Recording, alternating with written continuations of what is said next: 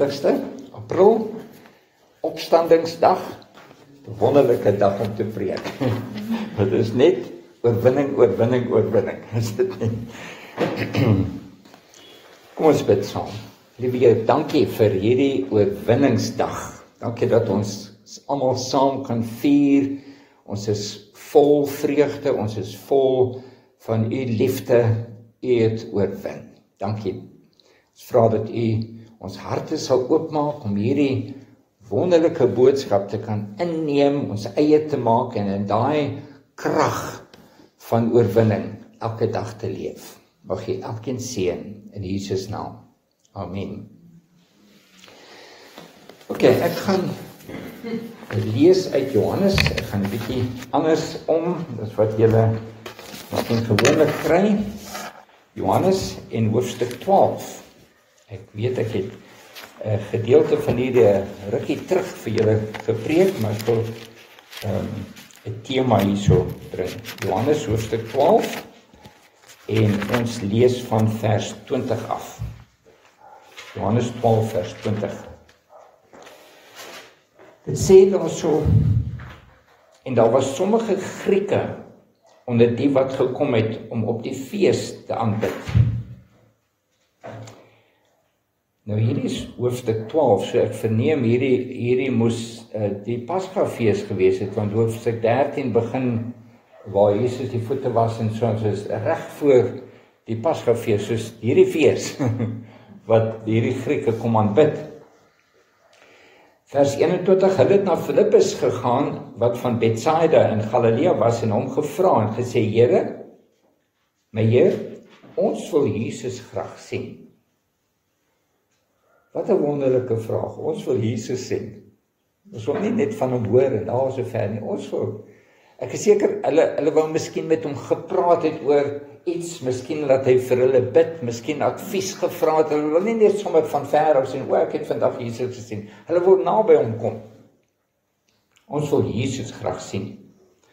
Vers 22, Filippus kom en sê dit vir Andreas, en Andreas en Filippus vertel dit weer aan Jesus, maar Jesus antwoord hulle en sê. So hierdie antwoord, Jesus antwoord hulle. Hierdie antwoord wat hy gee vir hulle, is 'n antwoord op daai versoek, ons wil Jesus sien. Is direk gekoppel. So wat hier volg, is gekoppel aan daai vraag, ons wil Jesus sien. Jesus antwoord hulle en sê, die uur het gekom dat die Seun van die mens verheerlik moet word. Voorwaar ek sê vir julle, as die koringkorrel nie in die grond val en sterf nie, bly dit alleen. Maar as dit sterf, dra dit veel vrug. Wat 'n vreemde antwoord. Hulle wil Jesus sien. En hy gee 'n vreemde antwoord. Die tyd het gekom vir die Seun van die mens om verheerlik te word, en dan praat hy oor 'n koringkorrel. As die koringkorrel nie in die grond val en sterf nie, dan bly dit alleen. Maar as dit sterf, dra dit veel vrug. Daar's 'n sterfte wat eers moet kom. Waarvan praat hy? Ek dink is duidelik om te sien, hy praat van sy sterfte in 'n paar dae se tyd, miskien 2 dae se tyd of 3 dae se tyd, op die kruis van Golgotha, en ons het nou Vrydag daaroor gepraat. En Sondag laasweek het ons gepraat oor die nederigheid van Jesus. Vrydag het ons gepraat oor die liefde van Jesus. Vandag wil ek praat oor die krag van Jesus. En hy praat van hierdie sterfte. Die saad moet eers sterf. En vriende, as 'n saad sterf en hy kom nie weer op nie, dan was daai saad te vergeefs. Is dit nie? Sy hele lewe, al sy wonderwerke, al sy prediking, al die dinge wat hy gedoen het, die sterfte op Golgotha, al die dinge wat hy daar gesê het aan die kruis, alles tot sy sterfte is heeltemal te vergeefs as hy nie weer opgekom het nie. Is die opstanding uit die dode wat alles wat hy gedoen het, krag gee. Wat dit mening gee, betekenis gee. Maak dit sin vir julle? Daai opstanding, as hy nie opgestaan het uit die dode nie, dan was sy sterfte op die kruis te vergeefs. Dis die opstanding wat daai sterfte krag gee. Ek wil graag 'n gedig vir julle lees, wat ek geskryf het in 2001. En julle sal, soos wat ek aangaan, sal julle begin verstaan hoekom ek hierdie gedig vir julle gee en die betekenis van hierdie hele ding. My een broer, derde oudste broer, is in 2001 oorlede. Nou, hy het in die noordooste van Zimbabwe het hy geboer, reg deur die verskriklike aanvalle deur die terroriste wat eers in daai omgewing gekom in Zimbabwe. Hulle het baie boere doodgemaak, hulle het boerdery verskriklik moeilik gemaak, want die boere moes die hele tyd waak vir moontlike aanvalle. Die government het soldate gestuur, 3 of 4 vir elke boer, wat saam met daai boer oral gaan waar hy op die trekker is, waar hy wat doen, plant of oes of wat ook al, die soldate het saam met hulle beweeg om hulle te beskerm, want die government wou gehad het, die boere moet aangaan, want die land is niks as daar nie boere is nie, so hulle het seker gemaak die boere is beskerm, en onder daai omstandighede het hy geboer, en die hele klomp van sy vriende was doodgeskiet in daai omgewing, daar was begrafnisse, en dit was moeilik, en toe die plaasbesettings nou begin in 2000, was sy plaas ook geneem. Al daai moeite, al daai moeilike situasie was te vergeefs, want sy plaas is geneem en hy het niks meer gehad om oor te lewe en hy was so gestres oor hierdie dinge, dit het sy gesondheid geaffekteer in Oktober 2001 is hy oorlede en ons het hom begrawe op ons familieplaas wat my ander broer bestuur het, met die wete, daar's 'n groot kans dat daai familieplaas ook geneem gaan word. Dit was die situasie, dat julle net kan verstaan, dit was 'n haaglike situasie. Ons het graniet, swart graniet, grafsteen, met die details daar so op gegraveer, daar opgesit, want ons het geweet, daar's 'n groot kans, as hierdie plaas geneem is ook, gaan hulle daai graf stikkend maak. En toe het ons die swaarste ding daarop gesit. En in daai omstandighede, voor sy graf, het ek hierdie gedig geskryf en dit uitgelees vir ons familie en vriende. En hierdie is nou in Engels, net om julle te help om te verstaan, dit gaan oor 'n chopper, 'n houtkapper, en 'n gum tree, 'n bloekomboom. A battle once I stood and watched, between a chopper and a great gum tree. So futile seemed each little blow, that magnificent gum prevailed easily, soos my broer deur daai hele oorlog gegaan het en sterk gestaan het daai hele tyd. Beautiful were its branches waving in the wind, its form so majestic to see, and strong were its boughs, a refuge for all. Strange to want to cut down that tree. Yet on and on this chopper toiled, no relenting of his evil design. That old tree quivered and creaked and strained as it faced the inevitable resign. Then the last chop came, that evil axe. 'Twas more than the tree could bear. With a terrible creak, its heart exposed, that magnificent gum crashed there. Then silence, and an empty space, and a triumphant chopper's glare. All seemed lost for that poor tree. In dismay I could but stare. But that was not the end of the tale. For later I passed by that place. Imagine my surprise and joy at the sight that stared me right in the face. A sapling had grown from that old stump, beautiful and young and strong. Resurrected life had been at the heart of that old tree all along. And more than that, the old faithful tree, its seed throughout its life it spread. Where once this lonely gum tree stood, now 100, no, 1,000 in its stead.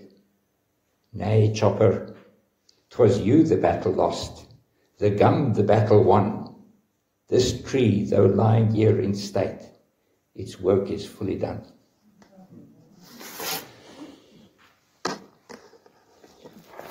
Die prentjie wat ons hierso kry en wat ons van die skrif kry, is dat die dood nie die einde is nie. Die dood is nie die einde nie. En ek wil 'n bietjie kyk na 1 Korintiërs hoofstuk 15. 1 Korintiërs hoofstuk 15.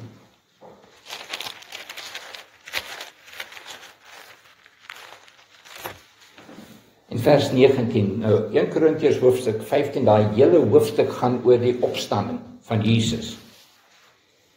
Hoofstuk 15 vers 19, dit sê daarso, as ons net vir hierdie lewe op Christus hoop, dan is ons die ellendigste van alle mense. Vriende, ons hoop gaan verby hierdie lewe na die volgende. Maar nou, Christus is opgewek uit die dode.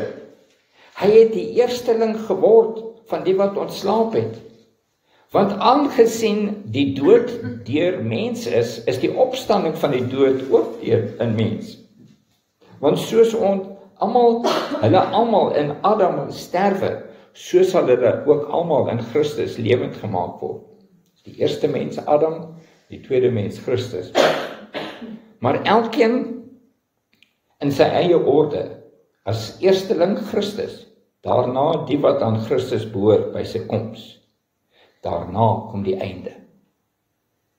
Na die wederkoms. Daarna kom die einde, wanneer hy die koninkryk aan God die Vader oorgee, as hy alle heerskappy en alle gesag en mag vernietig het.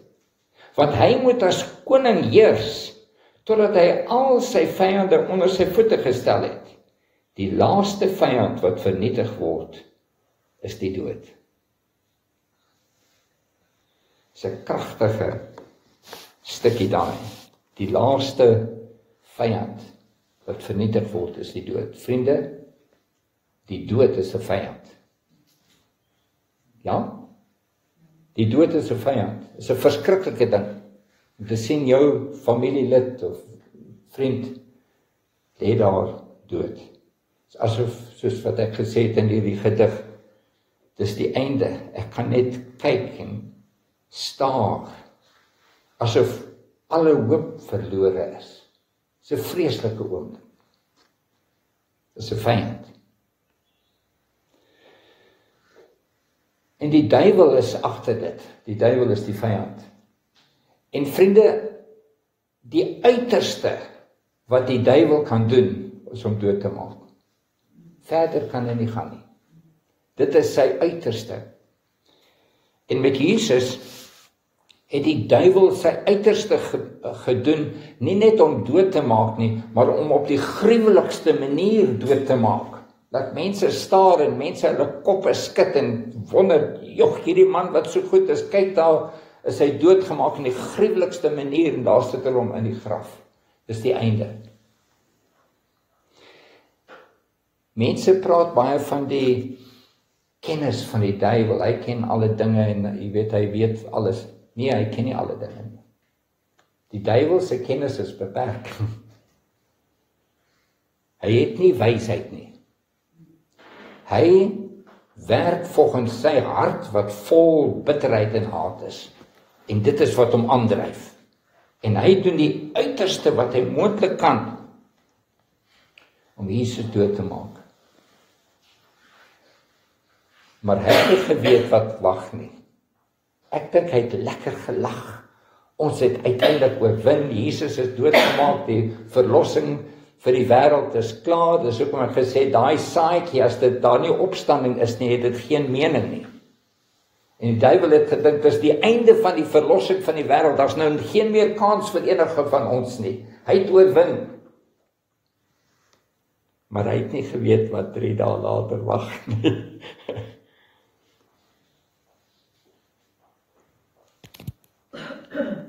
wanneer Jesus sterf, is dit die einde? Nee, is nie die einde nie. Daar's 'n opstanding, wat 3 dae later kom. En kom ons gaan nou Romeine, hoofstuk 8. Romeine, hoofstuk 8. Kragtige versie hierso. Romeine, hoofstuk 8, vers 11. Dit sê daar, en as die gees van hom, wat Jesus uit die dode opgewek het, in julle woon, dan sal hy wat Christus uit die dode opgewek het, ook vir julle sterfte liggame lewend maak, deur sy gees, wat in julle woon. Die Heilige Gees is die een wat Jesus uit die dode uit opgeruk het, teen alle verbasing vir die duiwel en al sy magte, al sy demone. Ek dink hulle was uiters geskok toe Jesus opgestaan het, daai klip weggerol het. Waar hy gedink het, hy het gewen, besef hy uiteindelik verloor. Soos daai houtkapper. Eintlik verloor. Waar daar net een boom geval het, is daar 100, nee 1000, 10.000, 'n miljoen wat opstaan. Hier is ons. In elke plek van die wêreld is daar gelowiges wat opstaan en die Here loof en dien en lief is. Hy het dit nie gedink nie. Hy het gedog is die einde. Die gees van hom wat Jesus uit die dode opgewek het. Vriende, die Heilige Gees is die krag agter die opstanding. Die Heilige Gees is die krag. En nie net dat hy Jesus opgewek nie, maar dan kom hy en maak homself beskikbaar aan ons om in ons te lewe. Met daai selfde opstandingskrag. Wow. Die gees van hom wat Jesus opgewek het, kom. En hy maak homself beskikbaar as hy genooi word om in ons te leef. Handelinge 1 vers 8 sê daarso vir ons. Net daar kom Handelinge 1 vers 8. Julle sal krag ontvang. Jy ken daai versie? Maar julle sal krag ontvang. Wanneer? Wanneer die Heilige Gees oor julle kom. En julle sal my getuies wees in Jerusalem, sowel as in die hele Judea en Samaria en tot aan die uiterste van die aarde.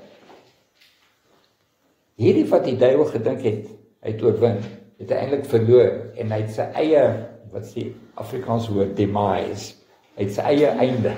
Wat is die woord? Ondergang. Wat hy sien. Julle sal krag ontvang, wanneer daai selfde Heilige Gees wat Jesus uit die dode uit opgewek het, in ons kom. En ons kan in daai krag lewe.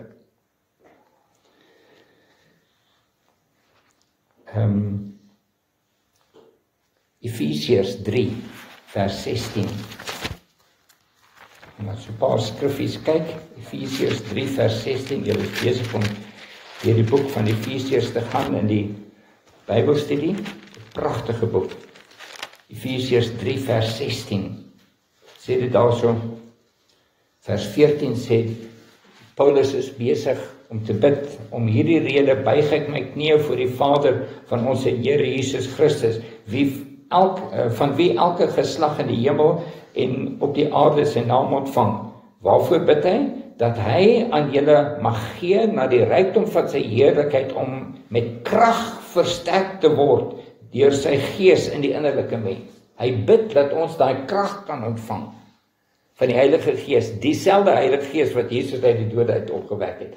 So daai is nie net daai boontjie wat val en een boontjie wat opkom nie, maar is ander boontjies, die saad wat gesaai is, die saad wat gesaai is, die saad wat oral gesaai het, wat oral opkom, hierso in van die kloof van alle plekke in die wêreld en oral oor die wêreld, in China en Rusland en reg deur die wêreld kom daai saad op van die woorde wat Jesus gespreek het in sy tyd, omdat die Heilige Gees hom opgewerk het en mening gegee het aan daai woorde. Mening gegee het aan die sterfte aan die kruis. So hy bid dat ons met krag versterk sal word.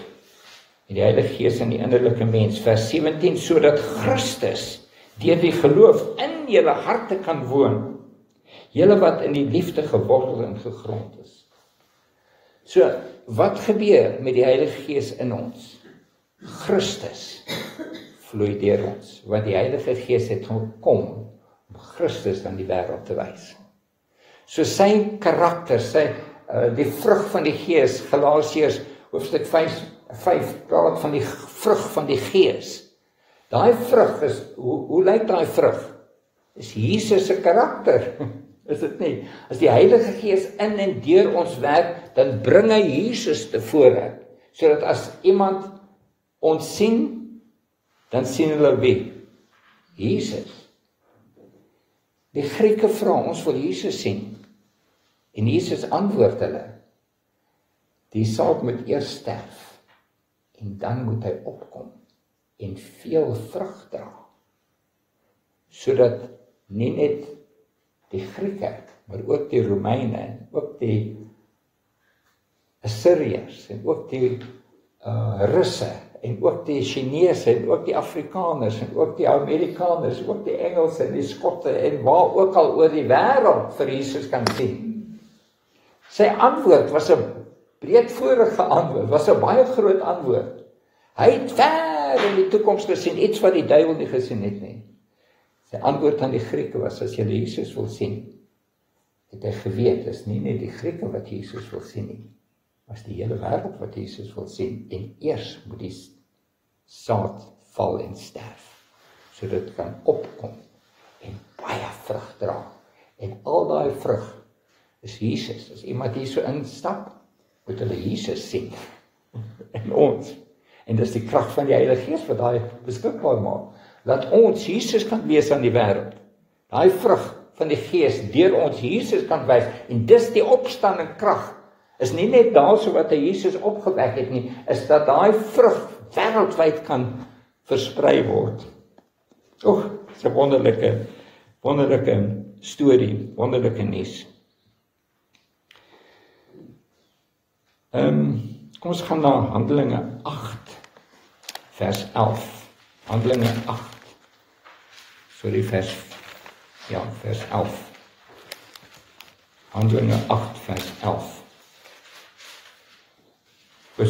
Ek het daai een gelees.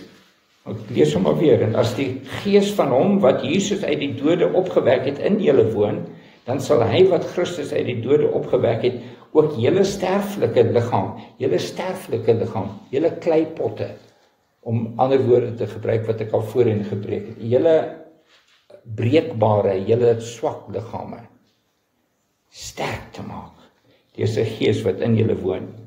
Vers 14. Sorry, ek het nou weer Romeine gelees. Handelinge, ek was gaan terug na Handelinge. 8 vers.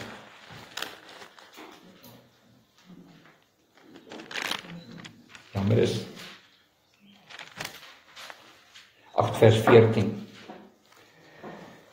Nou, Filippus, daai selfde Filippus wat die Grieke vir Filippus gevra het, ons wil Jesus sien. Nou, nadat hy gevul is met die Heilige Gees, gaan hy na verskillende plekke en preek die evangelie, en hy kom by Samaria, en hy preek daarso, en daar's 'n groot herlewing, daar's baie wonderwerke wat gedoen is, mense is gedoop, mense is bekeer en gedoop, en toe gaan hy aan. Vers 14 sê, en toe die apostels in Jerusalem hoor dat Samaria die woord van God aangeneem het hulle Petrus en Johannes na hulle gestuur. Hoekom? Petrus en Johannes, 2 van die top apostels. Hoekom stuur hulle vir daai 2 apostels Samaria toe? Vertel ons, vers 15. Hulle het afgekom en vir hulle gebid dat hulle die Heilige Gees mag ontvang, want hy het toe nog op niemand van hulle geval nie. Hulle was net gedoop in die naam van die Here. Hulle het hul toe die hande opgelê en hulle die Heilige Gees ontvang. So, hulle ag dit so belangrik dat hierdie mense gevul kan word met die Heilige Gees, dat hulle 2 van hulle top apostels gestuur het, want daar's something missing, iets vermis in Samaria. Hulle het die woord ontvang, hulle het wonderwerke gesien, hulle is gedoop in die naam van die Here, maar hulle was nog nie gevul met die Heilige Gees nie, en Petrus en Johannes gaan daarna toe. Daai is baie belangrik, want sonder die Heilige Gees bly daai saadjie alleen. Ons moet gevul wees met die Heilige Gees, sodat daai saadjie, deur dieselfde Gees wat Jesus opgewek het uit die dode, in ons kan wees, en met krag Jesus aan die wêreld wys. Nou kyk ons na Handelinge 19. Handelinge 19. Ons het hier in ons Bybelstudie gesien, vers 1, terwyl Apollos in Korinthe was, het Paulus in die boonste landstreke deurgereis en in Efese gekom, en daar het hy sommige disippels gevind. Hierdie is disippels, Handelinge 19 vers 1. Hierdie is disippels, hy vind disippels, mense wat tot bekering gekom het. En hy vra hulle, het julle die Heilige Gees ontvang toe julle gelowig geword het? Hoekom vra hy daai vraag as dit outomaties is? Die Heilige Gees is 'n volgende stap. Ja, ons moet bekeer word. Ja, ons moet gedoop word. Maar ons moet ook gevul wees met die Heilige Gees, want die Heilige Gees is wat ons krag gee om daai lewe te lewe, daai opstandingslewe te lewe, dat Christus deur ons verkondig mag word. Want as ons net tot bekering gekom het en gedoop is ons nog babatjies in die geloof. Ons het die krag nodig sodat ons volwasse kan word. En die evangelie kan versprei. Galasiërs hoofstuk 5. Ek het dit net nou genoem. Galasiërs hoofstuk 5.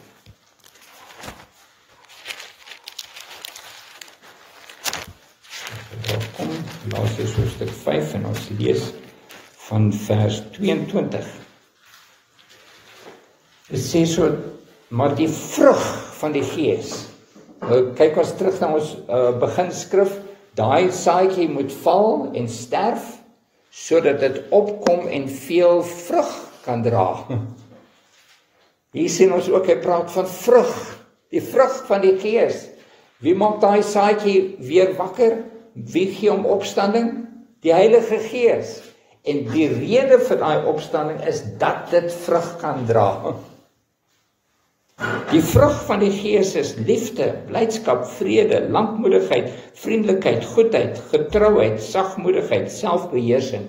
Hier kry ons 'n prentjie van hoe Jesus lyk. Is dit nie? Dis sy karakter. En dis die vrug van die Gees, soos wat die Gees deur ons werk. Soos wat ons gevul is met die Gees, so vloei die Gees oor in die karakter van Jesus. Onthou, Jesus het daar gesê in Johannes 7 vers 39, staan dit daar by die trappe, ek het dit ook al gepreek, by die trappe, by die groot fees, by die trappe van die tempel, en hy roep uit, as iemand dors is, laat hom na my toe kom, en ek sal vir hom lewende water gee. En dit het hy gepraat van die Gees wat sou kom, laat dit uitvloei uit ons. Daar is die karakter, daar is die vrug. Maar die vereiste is, as jy dors is, as jy smag daarna, as jy soek daarna. Dis die vereiste. Wil jy gevul wees met die Gees? Wil jy die krag van Jesus in die Heilige Gees deur jou hê? Soek jy daai ding? Smag jy daarna? Soek dit. Smag daarna. Verlang daarna. Want as ons vra, sal ons kry. As ons soek, sal ons vind. As ons klop, sal die deur vir ons oopgemaak word. Dis die belofte. So daai Grieke weer, ek kom weer terug na hulle vra, ons wil Jesus graag sien. Vriende, daar's baie mense in hierdie omgewing, in die hele wêreld, wat Jesus egte Jesus graag wil sien. En hulle sal hom sien deur ons, deur julle, gevul met die Heilige Gees, dat daai vrug uitvloei, dat mense Jesus in van die geloof kan sien. En ek praat nie met oneer nie, is die heiligheid, die pragt, die vrug van sy karakter, wat deur ons vloei, wat na al die mense om ons, by die werk waar ook al ons is, uit sal vloei. Nou, Johannes 14, en ek sluit met hierdie skrif, Johannes 14, praat Jesus van die Heilige Gees wat sou kom, en vers 17 sê dit hierso, kom ons lees van vers 16, en ek sal die Vader bid, en hy sal julle 'n ander trooster gee, om by julle te bly tot in ewigheid, die Gees van die waarheid, wat die wêreld nie kan ontvang nie, omdat dit hom nie sien nie en hom nie ken nie, maar julle ken hom, omdat hy by julle bly, en in julle sal wees. Daar's twee dinge daar, is dit nie? Op daai tydstip, voor die uitstorting van die Heilige Gees, voor hulle gevul was met die Heilige Gees, was die Heilige Gees by hulle. Want hulle sou nie die dinge van Jesus kon verstaan, hom aanvaar as die Heilige Gees dit nie bewerkstellig het nie. Die Heilige Gees maak dinge oop. So die Heilige Gees is by hulle, by julle. Maar hy sal toekoms in julle wees. Wanneer dit gebeur? Pinkster.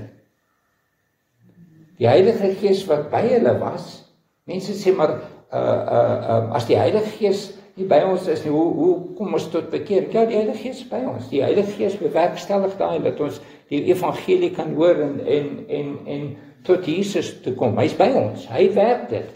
Maar daar kom 'n tyd wat hy in ons wil wees. Dis die vulling van die Heilige Gees. Dis 'n ander stap. Dis wat die skrif sê. Hy is by julle, hy sal in julle wees. Hy is nou, hy sal toekoms. Vers 26.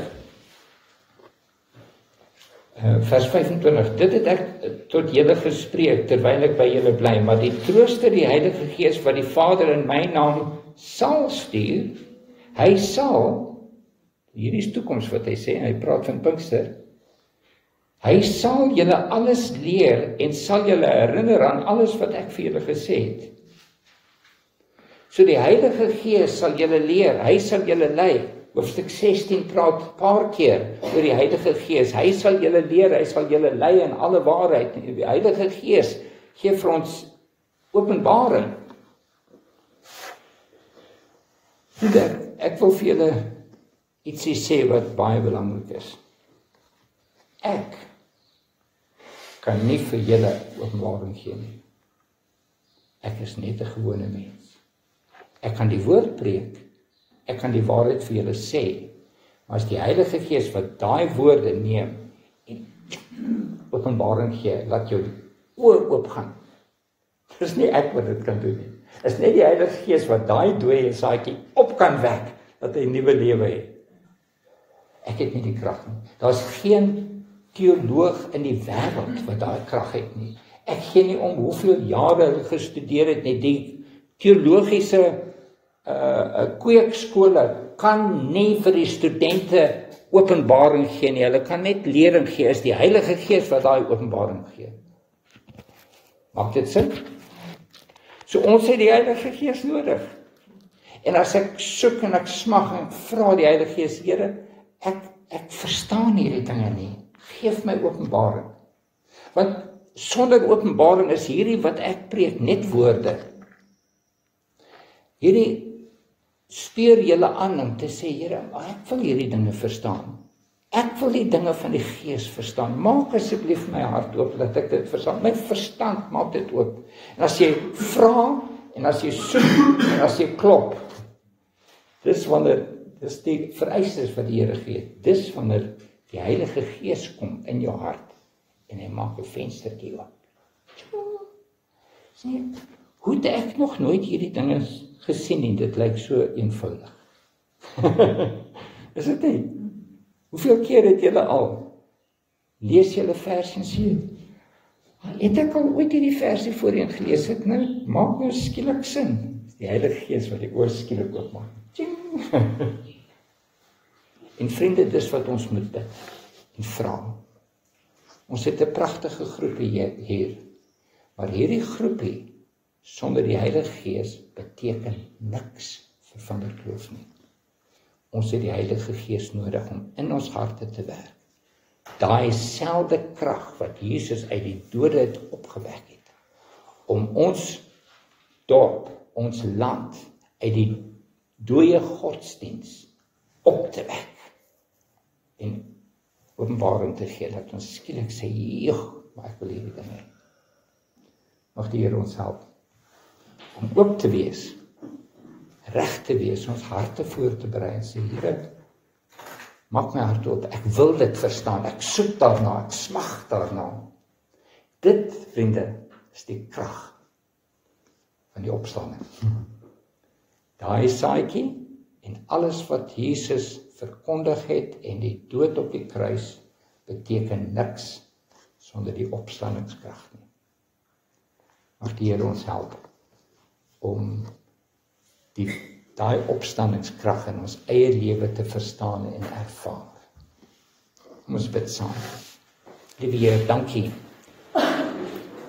Hier is ons in alle swakheid. Ons klein mensies. Ons is net gewone mense. Ons het U Heilige Gees nodig. Ons vra dat U Heilige Gees in elkeen van ons harte daai opstandingskrag mag bring. Dat al U leringe, al U werke, die dood op die kruis, alles wat U gedoen het, waarheid sal word, openbaring sal word vir ons, dat ons met openbaring, met nuwe krag, met nuwe ywerheid, sal kan uitgaan soos die apostels uitgaan het, om te sê, ons moet hierdie waarheid vir mense verkondig. Al maak hulle ons dood, die dood is nie die einde nie. Mag U Heilige Gees in en deur ons vloei. Ons vra U dit in Jesus naam. Amen.